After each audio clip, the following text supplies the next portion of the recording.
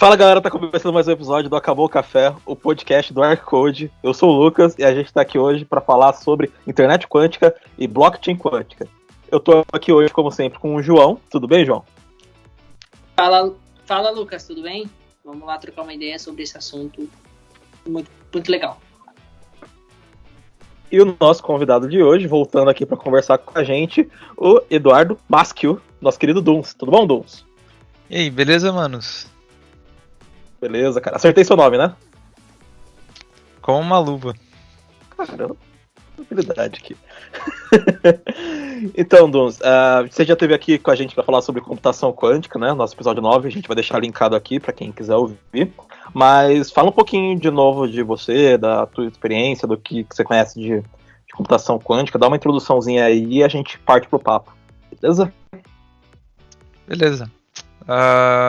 Sou o Duns. Sou físico.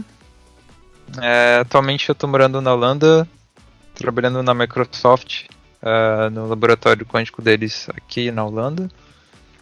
A gente está desenvolvendo um computador quântico. E junto disso eu também tenho um projeto que eu estou desenvolvendo que envolve a internet quântica e o que a gente pode chamar de blockchain quântico. E, bom, eu acho que é basicamente isso. Qualquer coisa depois a gente coloca mais informações se precisar e tal.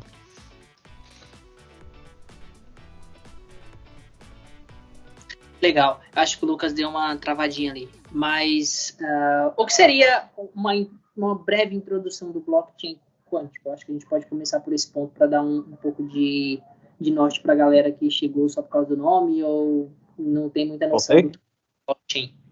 Voltei? Yes. Voltei.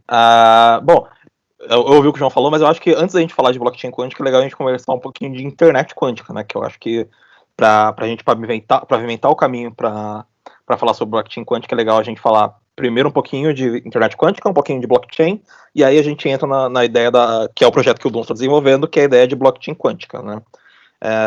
Eu queria que o Dun falasse um pouquinho sobre internet quântica, e eu acho que uma das coisas que a gente conversou no outro podcast que a gente podia trazer de volta, que eu acho que tem alguma relação, é essa questão de emaranhamento, né? A questão de como você...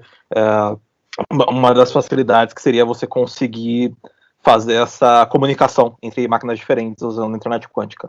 Então, se você puder falar um pouquinho de um tanto de emaranhamento, quanto dando um brief do que é a internet quântica e como isso está sendo construído para a gente seguir aqui no papo, seria legal. Massa. Tá. Assim como a computação quântica, quando você pensa em internet quântica, você tem que basicamente ressignificar o termo internet. Então, no caso que a gente está trabalhando agora, envolveria, de certa forma, o mesmo princípio, que é você comunicar uma parte com a outra, ou uma parte com várias, ou várias com uma, mas de uma maneira diferente. Então, a forma com que você vai transmitir essa informação ou vai processar essa informação vai ser completamente diferente.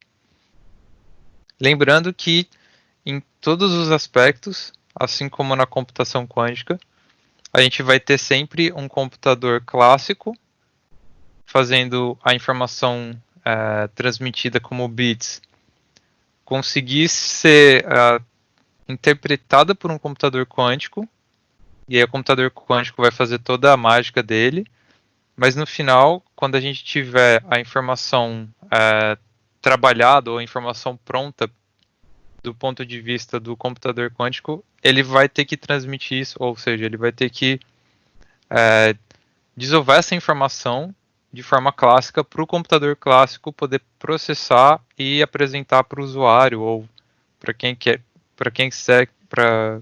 for que seja essa informação de interesse. Então, um exemplo, imagina que a gente tem uma aplicaçãozinha que vai criar um chat, então, entre nós dois, ou entre nós três. O que ela precisa fazer? A gente precisa, então, usar um computador convencional, um celular ou algo do tipo, A gente vai digitar essa informação, então ela vai estar sendo transformada em bits. Esses bits precisarão ser trabalhados e processados por essa aplicação para conseguirem ser lidos como uma informação quântica nesse computador quântico, nessa rede quântica. E depois que ela fizer toda a parte de processamento e envio para os respectivos computadores quânticos, esses computadores vão ter que processar essa informação e cuspir ela, né, transformar ela de volta em bits clássicos. E assim a aplicação pode pegar esses bits e retransformar na mensagem, por exemplo. E aí o que vai aparecer na nossa tela vai ser a mensagem que algum de nós enviou para os outros. Nesse sentido mais amplo, um usuário não veria diferença entre uma aplicação convencional por internet clássica de uma aplicação pela internet quântica. O que provavelmente ele observaria seriam algumas mudanças no tempo de resposta, de velocidade, ou algumas diferenças de como as coisas vão acontecendo. Mas a informação vai estar lá disponível de uma forma que, para ele, se tivesse blockchain, se tivesse internet quântica, se tivesse pensamento, se tivesse qualquer outra coisa, não faria diferença nenhuma. Então eu vou falar um pouco sobre qual é a ideia do funcionamento da internet quântica. Para deixar um pouco mais claro, essa não é uma ideia bem estabelecida e sólida. Então tem muitos pontos de divergência entre a comunidade. Tem várias iniciativas, inclusive eu vi um pouco mais cedo hoje uma informação de que o Departamento de Energia dos Estados Unidos lançou um artigo comentando sobre a importância deles construírem essa internet quântica no país. Então essa é uma iniciativa muito grande que eles estão tomando e é importantíssima porque vai pavimentar o desenvolvimento da internet quântica de forma essencial para o país deles. Então você vai adicionar mais um competidor nessa busca pela internet quântica. Atualmente a gente tem a China e a União Europeia. Então oficialmente começa a entrar os Estados Unidos também nessa corrida. Tá, beleza. Mas então o que é essa internet quântica no geral? A gente pode pensar assim, o que seria a internet? Ela nada mais é que computadores conectados entre si. A diferença é que você adiciona vários graus de complexidade para computadores que estão muito longe uns dos outros poderem conseguir se comunicar, se conectando de forma correta, né?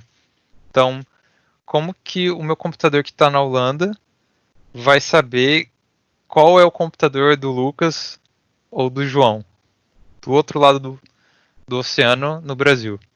Então existe uma série de protocolos, existe uma série de infraestruturas físicas presentes que vão fazer isso acontecer e direcionar a informação para o lugar certo. A grande diferença, que eu diria, seria os princípios de infraestrutura. No fim das contas, um deles provavelmente vai permanecer o mesmo, que, bom, pelo menos até certo ponto. A gente tem, no geral, o uso de fibra ótica para fazer a transmissão de informação quântica. Então a gente teria que abrir mão de fato do bom e velho cabo de cobre. Mas isso já está acontecendo há alguns anos, né? A rede está sendo substituída pouco a pouco. E com o advento do 5G, que não é uma conspiração Illuminati comunista que vai trazer o coronavírus para todo mundo. Mas eu li no WhatsApp, cara, como que não é? Pois é, cara. Infelizmente. Pô, minha tia postou no grupo da família ontem, cara. Você tá falando que minha tia tá mentindo? Ela falou no Zap Zap. Infelizmente, Infelizmente a vida é mais sem graça do que histórias. Mas, de fato, uma das potencialidades do 5G é abrir esse canal extra para a gente conseguir fazer a transmissão de informação quântica. Então, esse é um passo importantíssimo no sentido de comunicação, porque abrindo essa banda extra, a gente permite fazer essa comunicação em pronta mesmo, em pronta entrega. Então, sei lá, se computadores quânticos conseguissem se conectar nessa rede, eles conseguiriam iniciar os protocolos, que ainda não estão totalmente definidos também, mas eles conseguiriam fazer esses protocolos e fazer comunicação entre si. Então, beleza. Uma das formas, então, seria o 5G, usando fibra ótica. Uma outra forma também de fazer a comunicação, que foi testada 4 anos atrás pela China e pela Áustria. Então, eles enviaram via satélite bits quânticos de um lado para o outro. E basicamente dá metade da circunferência da Terra, né? Se você pegar... desculpa acabar com o sonho de... Mais uma vez, né? Não é só o coronavírus, mas também a Terra não é plana. Então, se você pegar a circunferência da Terra, quase metade dela vai da China, lá de Pequim até o centro da Europa.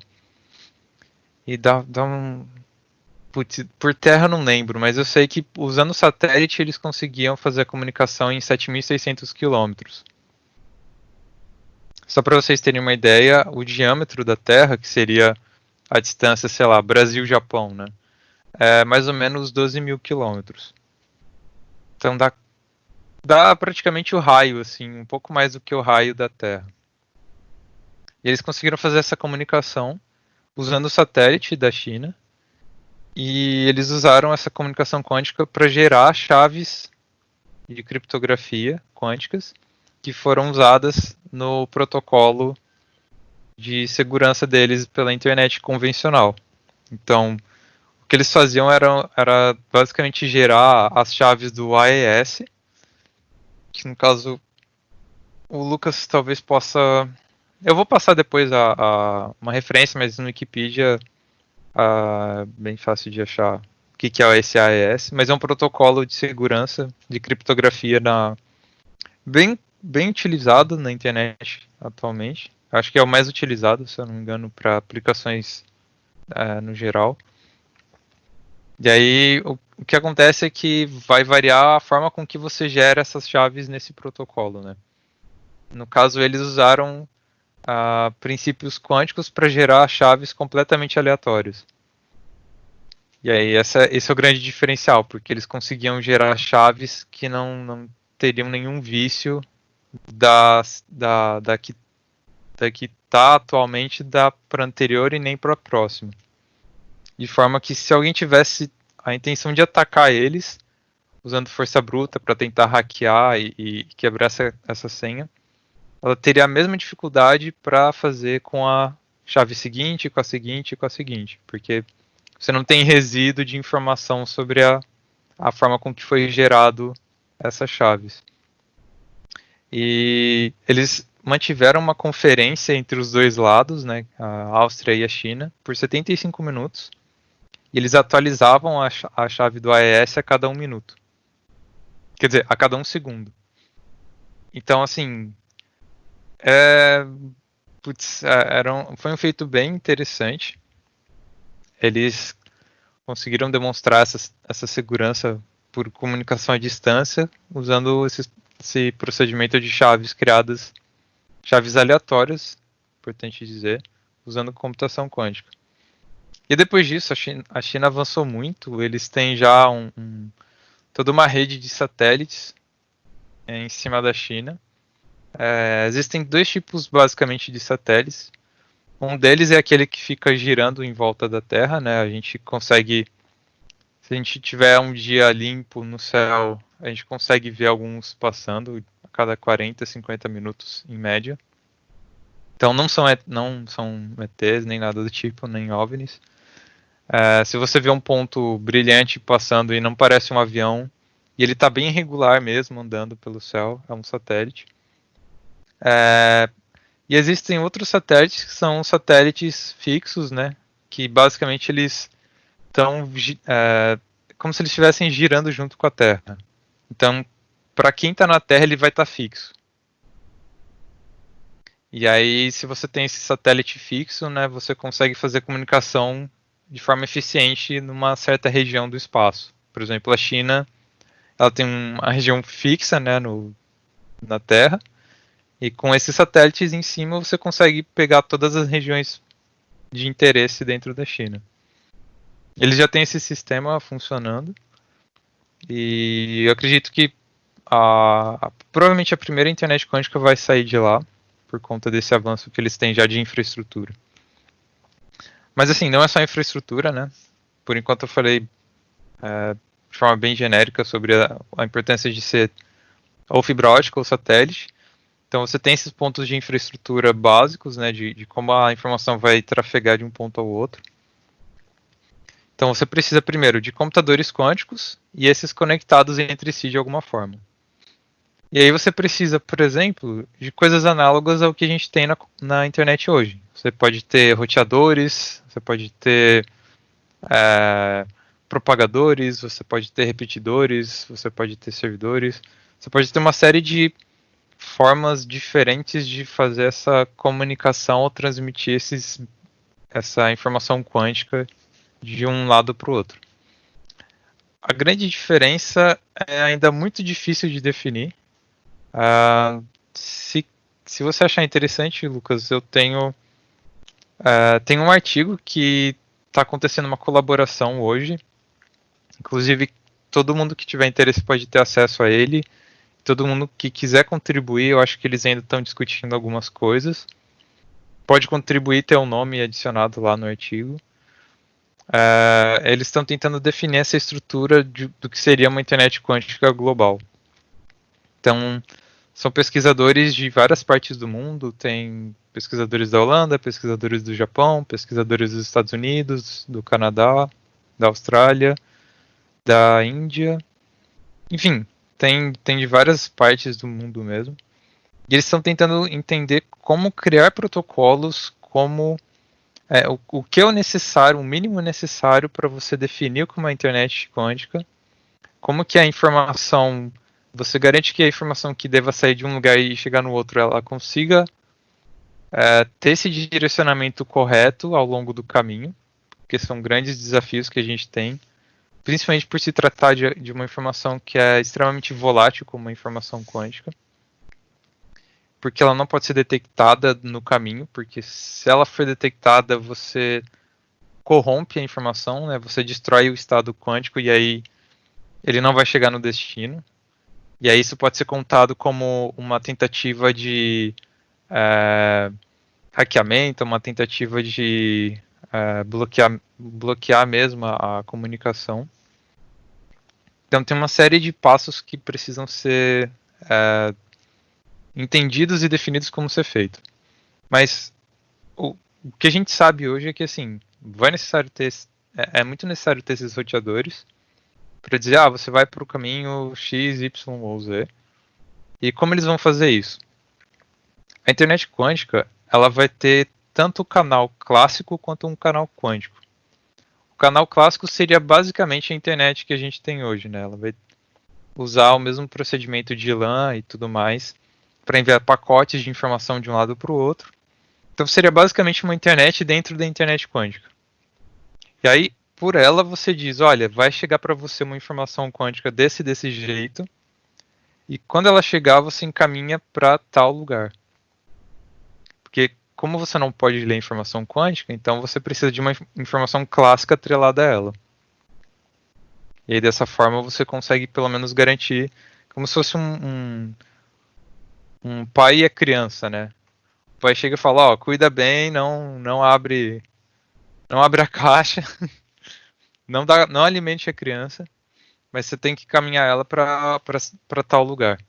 Então, basicamente o que a informação clássica vai fazer é o trabalho que a informação quântica não consegue.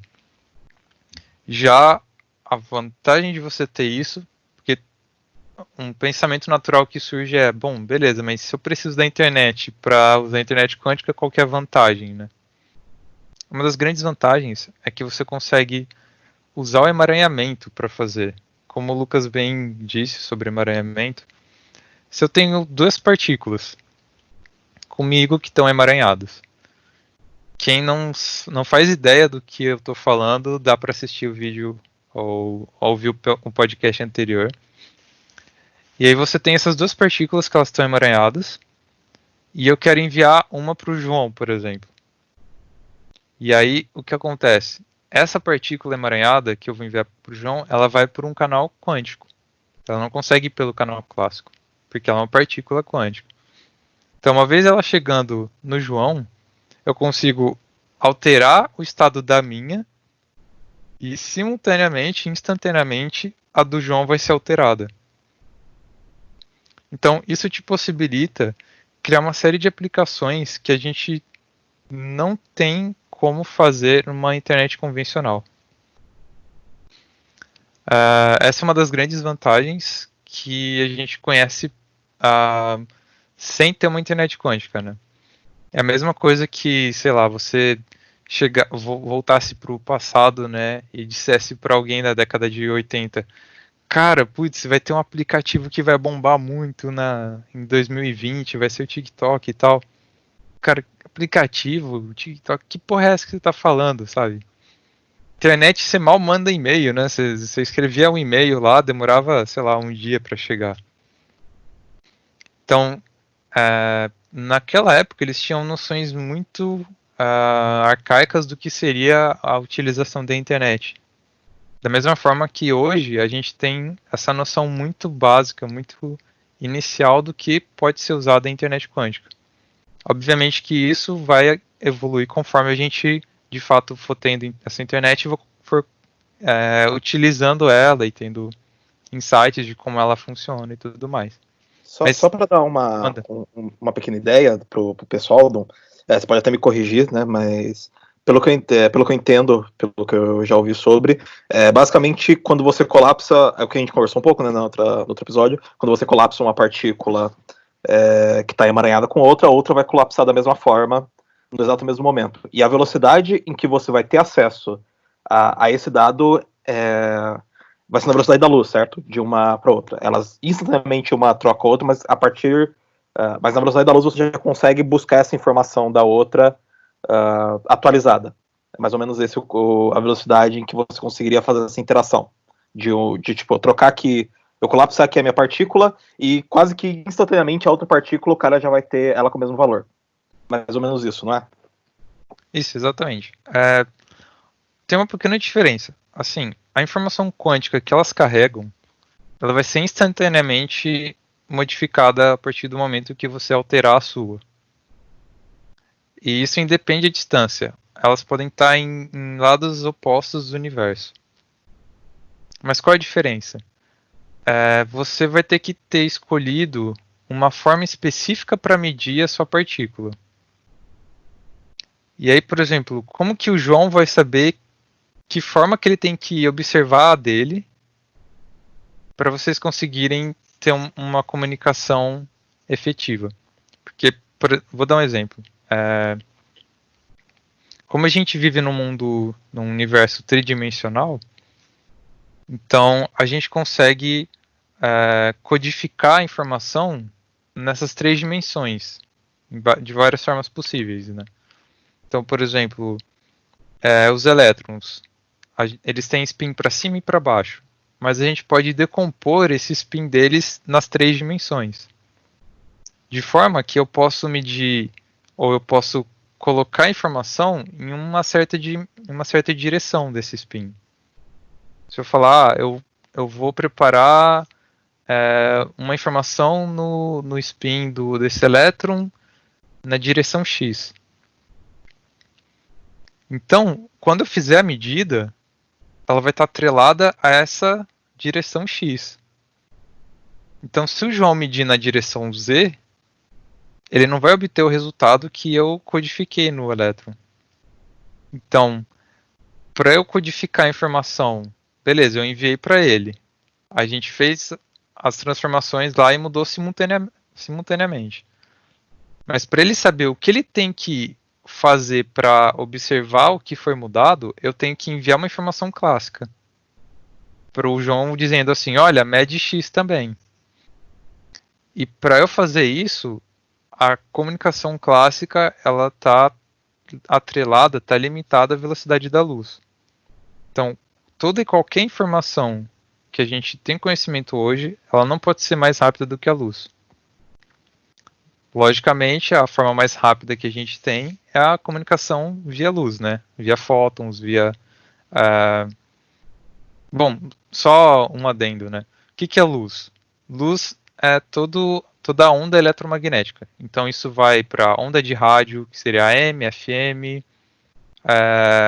as ondas usadas pelo exército, as ondas de TV, as ondas de rádio, de micro-ondas, infravermelho, ultravioleta, as ondas visíveis, né, as cores que a gente enxerga, os raios X e os raios gama.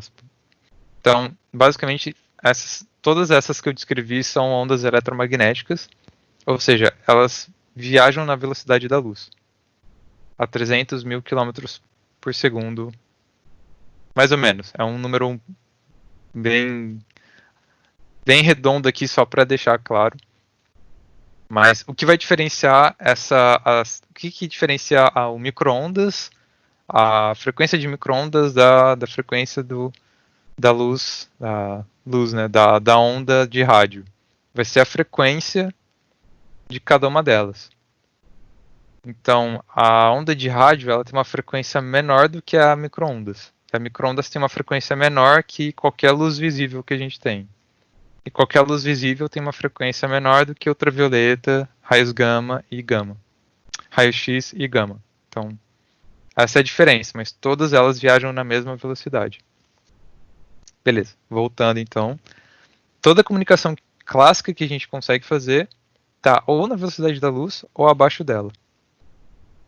Então, por mais que a gente consiga fazer comunicação quântica e fazer as medidas de forma instantânea, vai estar limitada pela velocidade da luz.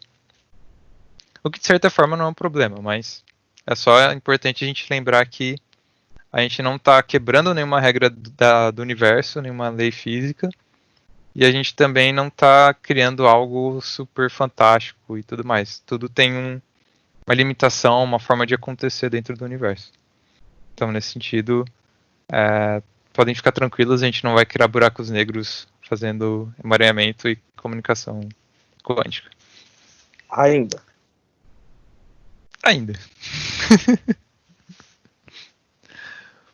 Bom, tendo dito isso, então, a gente tem esse negócio muito cinzento que eu poderia dizer que é a internet quântica, que são, então, computadores quânticos conectados a computadores clássicos, e esse conjunto está conectado entre si por o que a gente chama de internet quântica, que é um conjunto de canais clássicos e quânticos que podem ter roteadores, repetidores e switches no meio do caminho para fazer essa informação ser revivida, retransmitida, ou melhor, alongar o tempo de vida da informação quântica que precisa atravessar uma certa distância.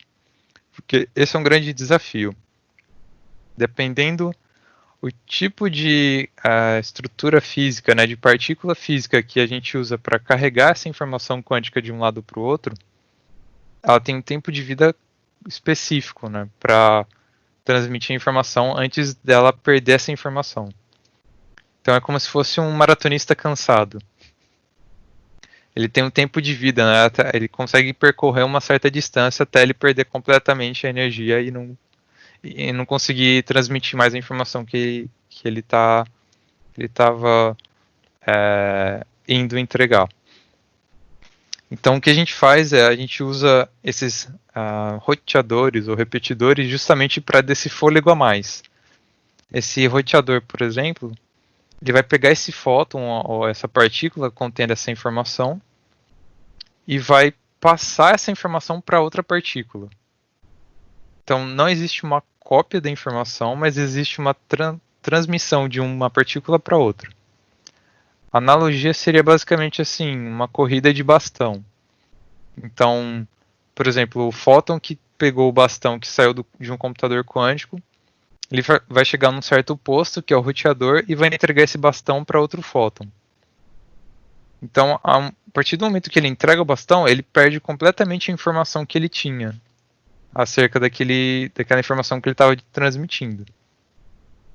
Então, por esse motivo, a gente não tem cópia de informação quântica. A gente continua garantindo uma das propriedades, que é uma das propriedades quânticas mais importantes que a gente tem, pelo menos ao nosso conhecimento hoje, que é o teorema da não clonagem, que a gente não consegue clonar estados quânticos. A gente não consegue dar um Ctrl+C, Ctrl+V e ter vários estados idênticos. Então, por esse motivo, a gente sempre vai ter que fazer uma troca, né? Beleza, eu posso fazer outra partícula ter essa informação, mas a anterior ela vai ter que perder esse conhecimento completo. E é um dos motivos também do porquê a gente consegue dizer que a gente tem um grau de segurança muito grande, porque a gente garante que ninguém está lendo essa informação a não ser quem deveria recebê-la. Então, beleza. Acho que no geral daria para descrever uma internet quântica dessa forma: computadores conectados via canal clássico e quântico, e é isso. Longo pra caramba. Um pouquinho, mas bacana, cara, bacana. Ainda sobre a questão da internet quântica, queria saber um pouquinho sobre como que a gente vai comunicar isso com a nossa internet tradicional, né? Você falou que vão ser 2 canais, então a gente provavelmente vai ter que ter uma outra infraestrutura completa para rodar essa internet quântica com uma mini internet clássica dentro dela, operando, né? E a segunda coisa parece que tinham 4 nós para serem lançados de internet quântica ainda esse ano. Eu não sei se ainda já foi lançado, se está para ser lançado, se o coronavírus atrapalhou isso. Então eu queria que você falasse um pouquinho disso. E só achei engraçado que, para dar essa descrição, você teve que deixar claro que 3 pseudociências são falsas, que a Terra não é plana. E eu queria então saber se terraplanistas não podem trabalhar com computação quântica. E é isso. Eu queria que você falasse um pouquinho disso. Polêmico.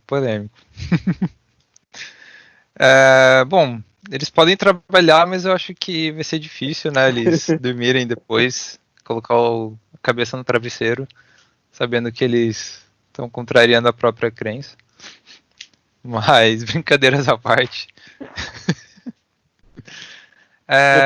Só colocando um parênteses, assim, a gente zoa e, enfim, acho que tem que zoar mesmo, porque é saudável.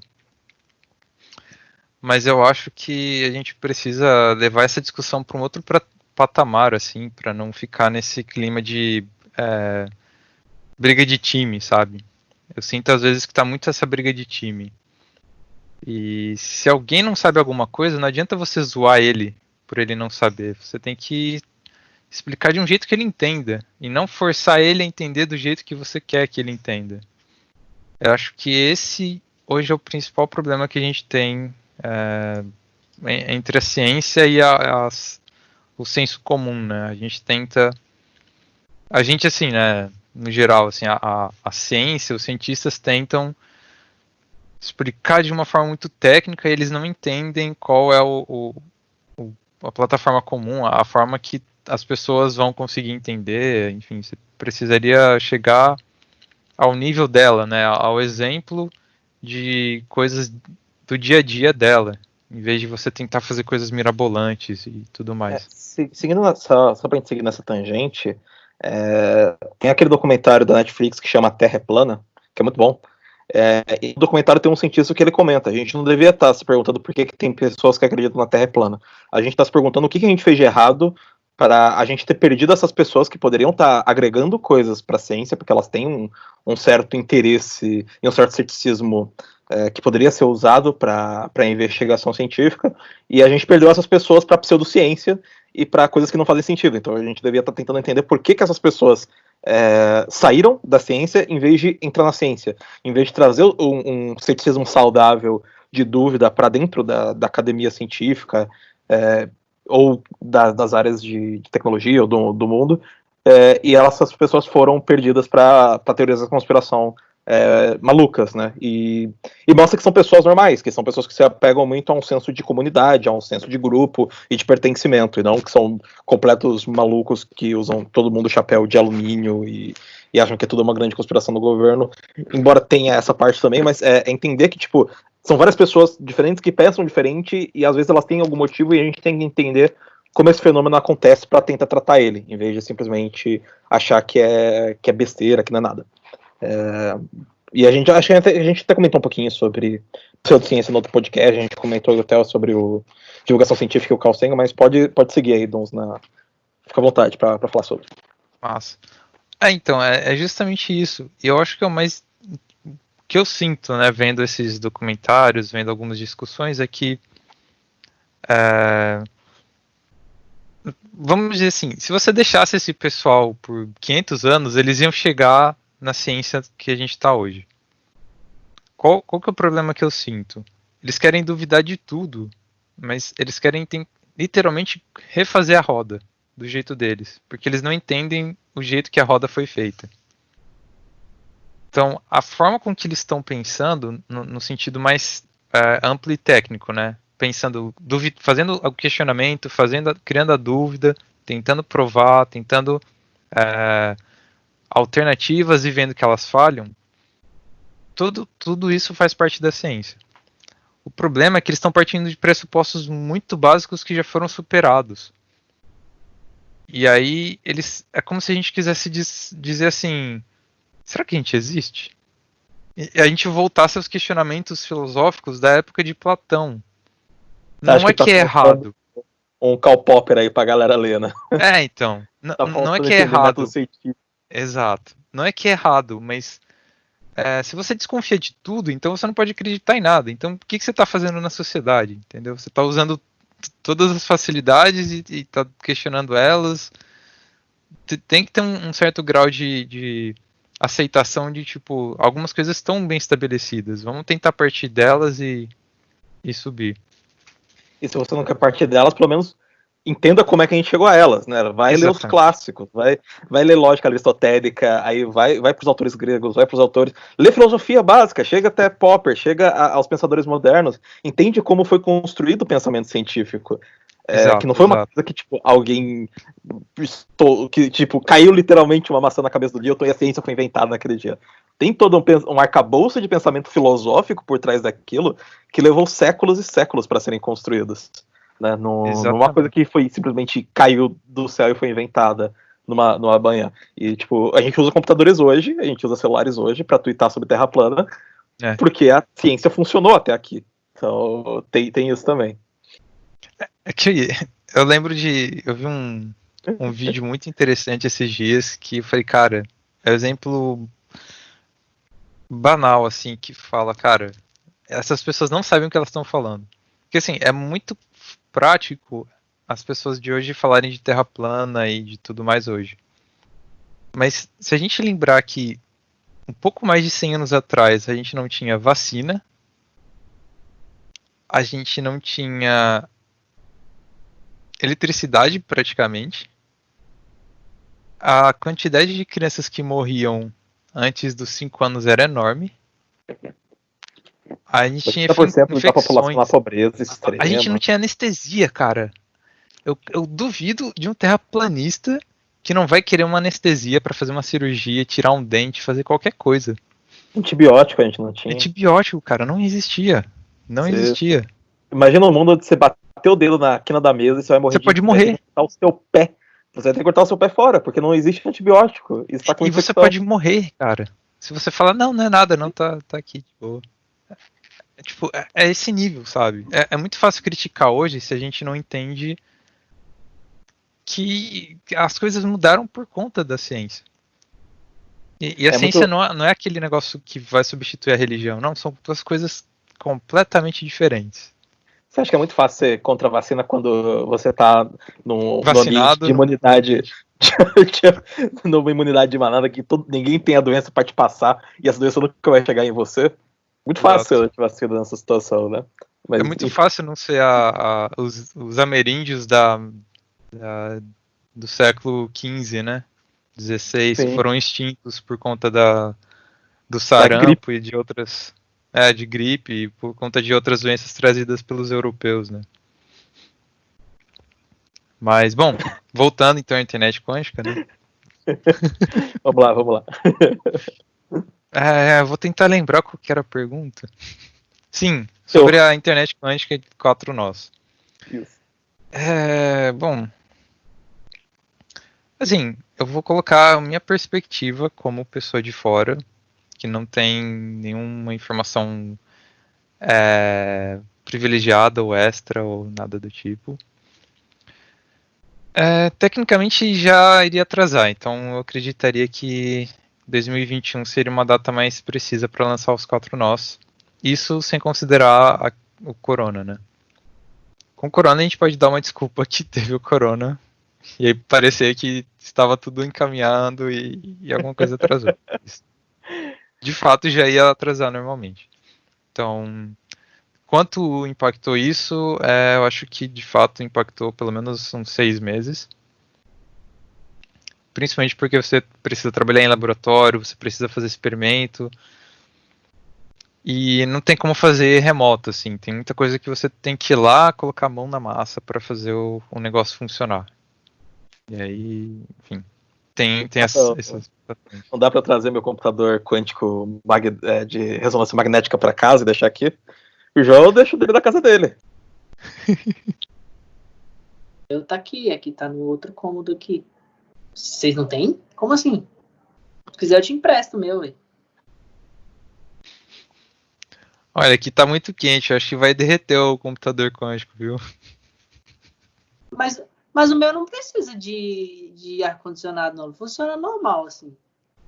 O meu tem um tubo de nitrogênio líquido ligado dele, direto nele. Água, entendeu? O meu fica na água ali, ó. Semana sim, semana não, vem um caminhão pipa aqui trazendo nitrogênio líquido na minha casa. É bem isso mesmo.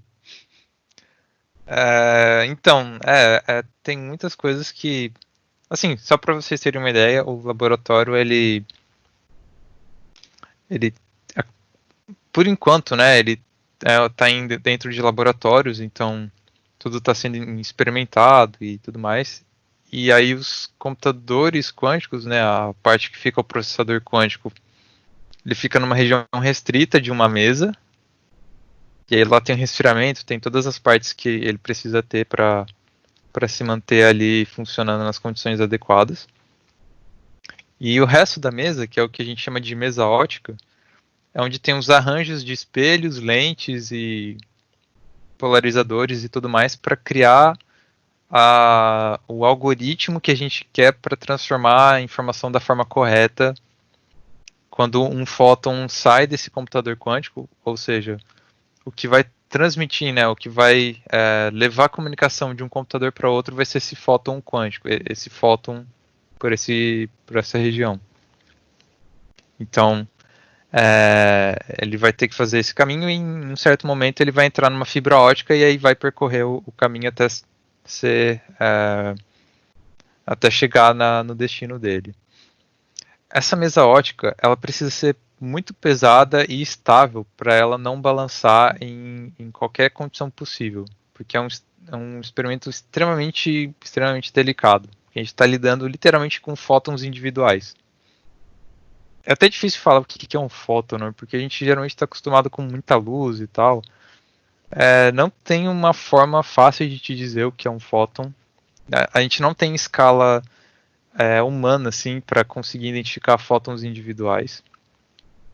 As pesquisas mais próximas disso disseram que a gente é capaz de distinguir pelo menos fontes que geram no mínimo de 20 a 200 fótons. Mas isso ainda é muito controverso. Então, assim, o que é um fóton pra gente é muito abstrato de dizer, mas imagina que seria um pixel de uma tela, só para fazer uma analogia, assim, a gente tem uma tela de 8K, 60 polegadas vai ser um pixel. Então, assim, a gente precisa de condições extremamente específicas de um controle muito grande para o experimento funcionar da forma com que a gente espera que ele aconteça. E aí, esse é um dos motivos de que a gente não consegue rodar isso em qualquer lugar, por exemplo, ter um computador quântico na nossa mesa, enfim. Fora a parte de ter que resfriar ele, gastar um dinheiro do caramba para manter ele no vácuo e resfriado, a gente teria que ter um sistema estável para isso. Só para ter uma ideia, na UFABC, quando eu estava lá em 2012, eles tinham algumas mesas óticas que estavam instaladas em um certo andar. Eles iam ter que mudar elas, porque os caminhões que passavam na avenida a 500 metros dali estavam interferindo no experimento. E aí eles iam ter que mudar mesas de toneladas para conseguir colocar num lugar mais estável e isolado possível para não ter problema nenhum. Inclusive as enchentes, né, que acontecem muito no UFABC, ali na região da Avenida do Estado, entre janeiro e março, assim, acontece bastante. Influenciava muito também, você conseguia ver nos gráficos, assim, esses períodos, era engraçado se não fosse trágico. Você não sente falta do Brasil, não? Próxima pergunta.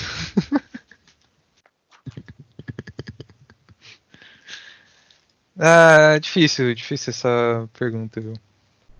Acho que o que eu sinto mais falta é comida. Mas não de ciência aqui no Brasil. Não era um lugar muito propício para isso, né? Não, assim, os cientistas no geral são pessoas muito, muito capazes, muito bem, muito simpáticas, são pessoas que querem ajudar no geral. Lógico que tem vários também que não ajudam muito. Mas a gente tira leite de pedra, assim, no Brasil. Cara, eu comecei a fazer o doutorado no Recife, né, na Federal de Pernambuco. E eles têm um grupo muito forte de ótica quântica lá.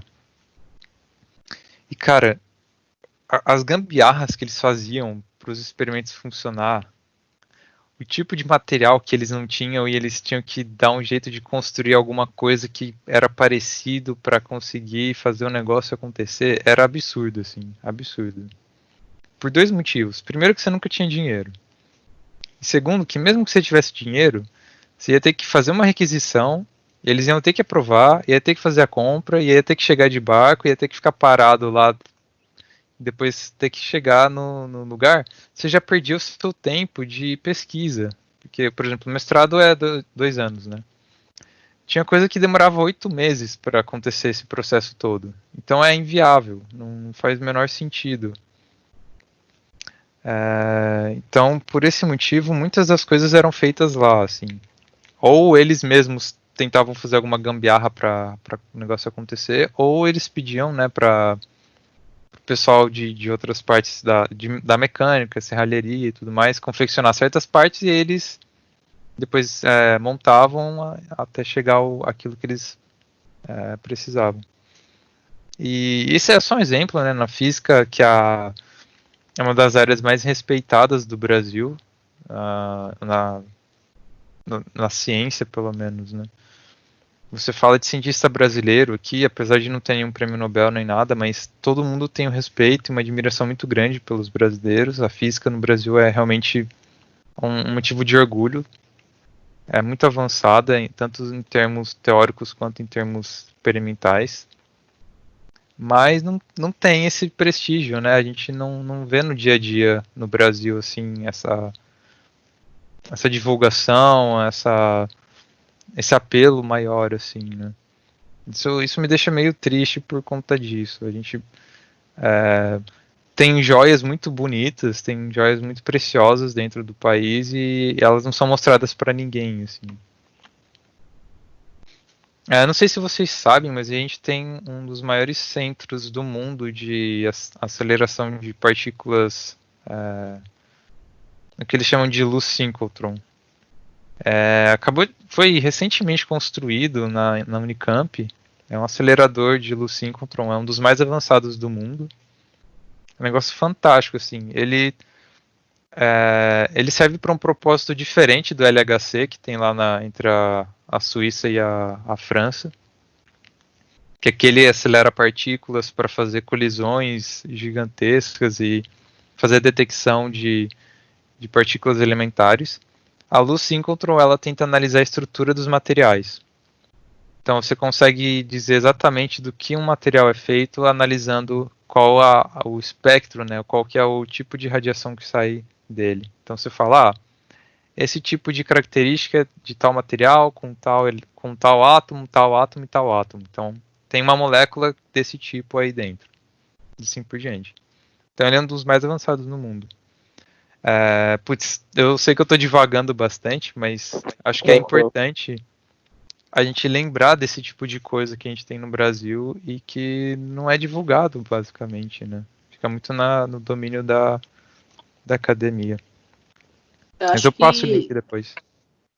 Eu acho que, assim, é o tipo de coisa que a gente não vê se falando no Brasil. Porque, por exemplo, posso estar falando besteira, mas tipo, não é um tipo de coisa que sai num jornal, vamos dizer assim, porque brasileiro gosta muito de ver TV, assistir jornal, essas coisas mas não é o tipo de notícia que sai assim, vamos supor, sai no Jornal Nacional, não é o tipo de notícia que sai, então muitas das pessoas não conhecem, só mesmo quem é da área e quem é voltado para esse tipo de coisa que vai saber o que este é do Brasil, entendeu? Exato. E falta compartilhar mais essas informações. Eu acho que falta também tipo, uma coisa que a gente comentou, o Brasil ter um ensino melhor de ciência para as pessoas entenderem que a ciência faz diferença no mundo, né? Que a gente hoje as pessoas só têm um celular para fazer as coisas por causa da ciência. Hoje as pessoas assim, o nosso mundo é movido por ciência, né? Desde a vacina que você toma, do antibiótico que você toma, o resfenol que você compra na farmácia, o computador que tem na tua mesa, a eletricidade que chega na sua casa, o micro-ondas que você usa para esquentar comida, tudo é ciência. Né? Tudo tem ciência empregada ali, tipo, enfim, bom, tô devagando aqui também, mas falta para as pessoas terem esse conhecimento, entenderem que, tipo, o cientista ele não é o vilão da Marvel, o Lex Luthor lá mexendo nos tubos de ensaio e fazendo robô para matar o Superman. Que a ciência, ela tá no dia a dia e ela tá melhorando a vida das pessoas. E falta as pessoas, acho que, terem essa noção. Sim, inclusive, só completando o que o João falou também e outras coisas. Vocês sabiam que a gente tem um centro internacional de física teórica no Brasil? Fica em Natal. Ele é um dos 3 núcleos do mundo que existem desse instituto, né, internacional. O outro fica em Trieste, na Itália, e o outro, acho que é no Japão. Então, assim, a gente tem a gente um lugar tão avançado que teve a oportunidade de ter esse centro de física teórica. E um outro exemplo, né, a gente tem a Fiocruz, por exemplo, o Instituto Butantan. A Fiocruz foi responsável por desenvolver vacinas para doenças que afetam toda a região do mundo que é tropical. E, se eu não me engano, é 1/3 da população mundial ou mais que está nessa região. Então, assim, é uma quantidade de descobertas, sem contar outras doenças, enfim, que acontecem e são desenvolvidas vacinas ou métodos para se resolver aqui no Brasil. Mas são coisas que, de fato, a gente não tem muito acesso ou não tem a devida importância, né? E acho que falta muito ter esse trabalho, principalmente na escola, no ensino fundamental, no ensino médio, mostrar o quão importante é isso, qual que é o papel da ciência nesse ponto todo. Só para dar um exemplo, teve as primeiras semanas, né, de isolamento aqui na Holanda, o primeiro-ministro fazia pronunciamento dia sim, dia não. E ele sempre reforçava que o posicionamento dele estava baseado em estudos científicos, simulações e discussões feitas pelos cientistas.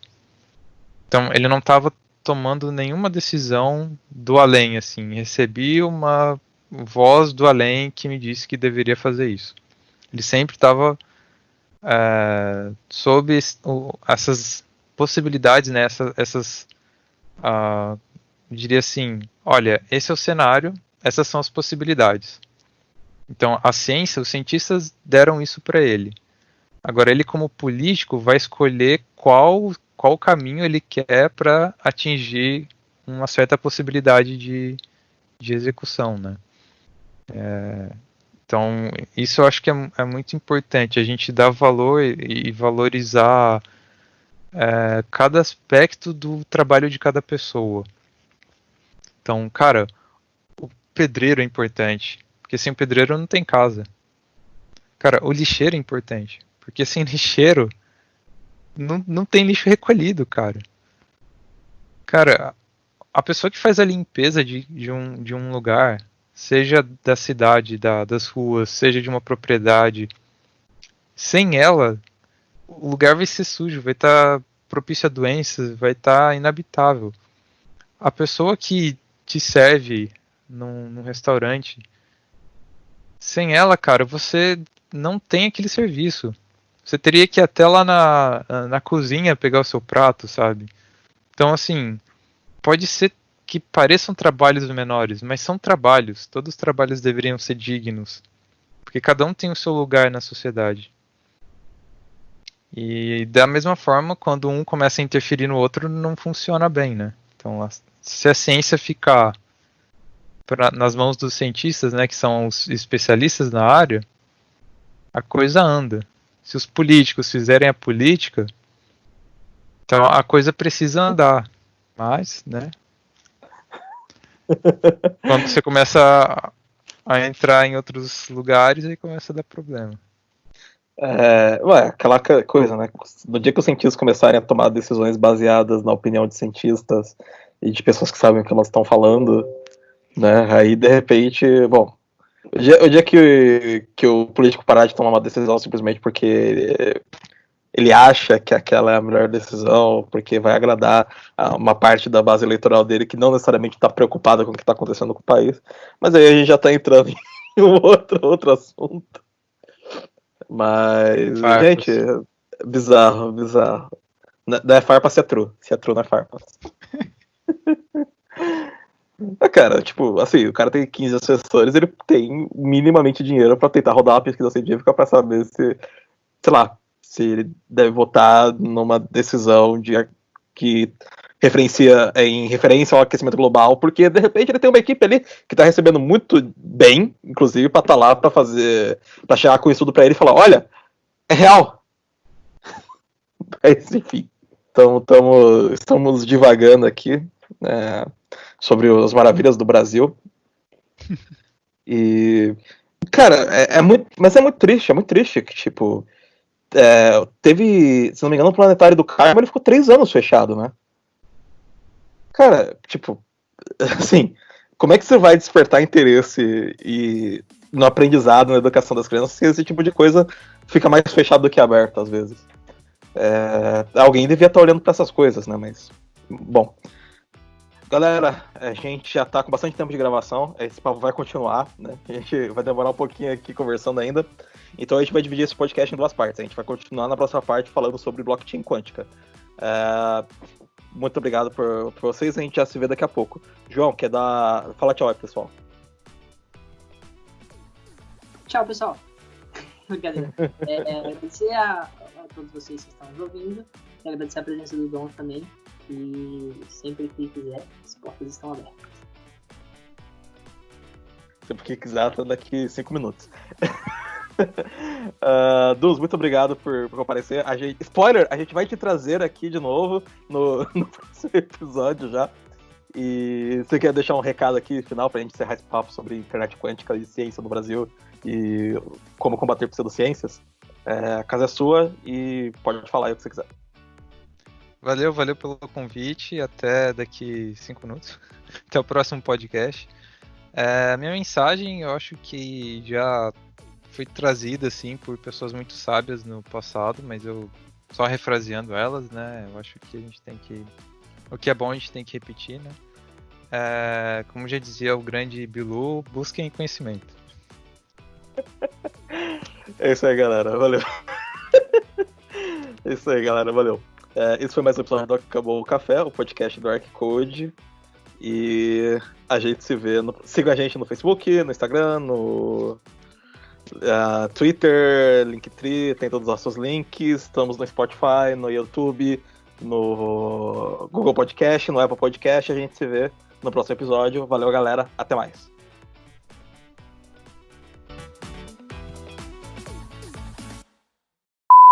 Beleza. Hi, guys.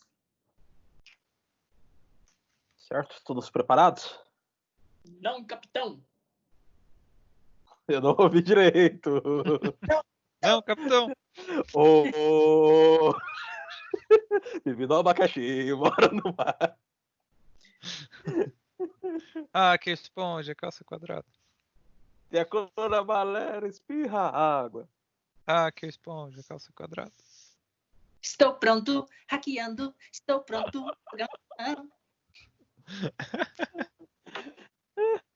Ai, muito bom. Vamos lá. Fala, galera, tá começando... Oh, puta que pariu. Que corno. Vou mutar aqui. Sorry. Ai.